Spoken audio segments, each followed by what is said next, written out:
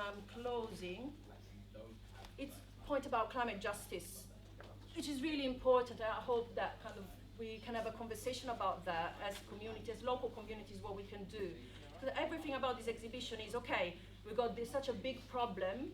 Communities around the world are being impacted by our lifestyle here in industrialized countries who have, industrialized countries like the UK have contributed 92% to historical emissions. The poorest country have contributed nothing to the problem, and they're suffering so much. So after searching for a while, I think there are these two graphs that I think show it very well for someone that has never engaged on these issues. And one is, if everybody was to live like an average citizen of the UK, we would need 2.5 Earths. For the US, it would be 1, 2, 3, 4, 5 Earths.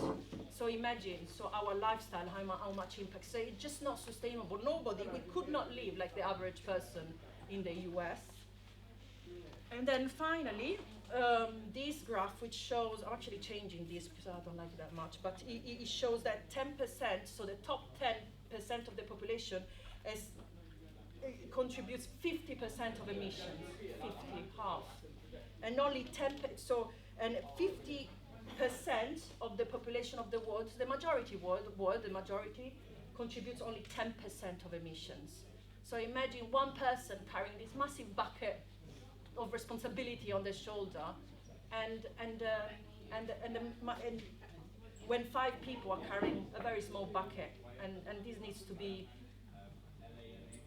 tackled in some way. We as a community here in Palmers Green, when I went to a mosque in Norwich and another in Birmingham and Leicester, we're having these conversations to try and explain this, and get people to talk about these issues, because one of the things that I say all the time is that we cannot tackle structural problems at an individual level. We need to really get together as communities, put pressure on politicians, nationally, internationally, to do something about it.